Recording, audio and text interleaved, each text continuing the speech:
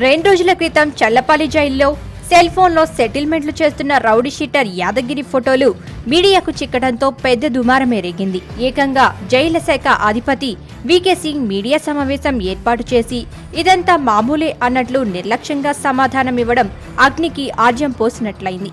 జైళ్ల శాఖ ఉన్నతాధికారుల నిర్లక్ష్య ధోరణిపై విమర్శలు రేగడంతో నివారణ చర్యలు చేపట్టిన Challapalli jail superintendent KL Srinivasarao, deputy superintendent రాహుల్ను బదిలీలు చేసి చేతులు దులుపుకున్నారు.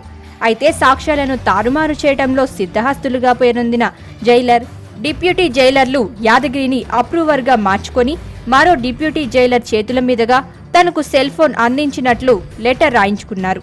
ఆరోపణల్లో కీలక నిందితుడిగా ఉన్న డిప్యూటీ జైలర్ శక్రు నాయక్ తనకెలాంటి సంబంధం లేదని చెబుతున్నా ప్రమోషన్కు ఎరవేసి తమకు ప్రభుత్వంతో పెద్ద ఎత్తున పలుకుబడి ఉందంటూ నేరస్తుడితో సహకరించినట్లు బలవంతంగా సంతకం చేయించుకున్నారని ఆరోపించారు.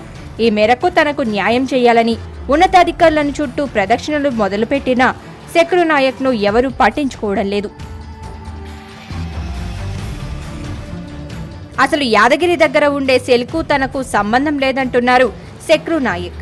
అయితే మరొక ఖైదీ కృష్ణరాజు ద్వారా ఫోన్ అందినట్లు అప్రూవల్ లెటర్ వ్రాయించుకున్నారని, కృష్ణరాజు సైతం తనకు సంబంధం లేదని మొత్తుకుంటున్న శ్రీనివాసరావు, రాహుల్ ఒత్తిడి చేసి సంతకాలు చేయించుకున్నారని డిప్యూటీ జైలర్ శక్రు నాయక్ ఆవేదన వ్యక్తం చేస్తున్నారు.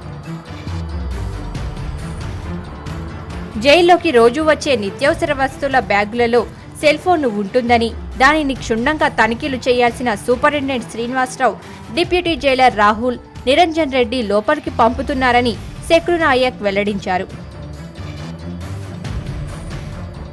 మొత్తానికి శక్రు నాయక్ వెల్లడించిన నిగ్బంధర అంశాలపై రాష్ట్ర ప్రభుత్వం, జైలు శాఖ ఉన్నతాధికారుల దృష్టి సారిస్తే పూర్తిస్థాయి వాస్తవాలు వెలుగులోకి వస్తాయనే అభిప్రాయం వ్యక్తమవుతుంది.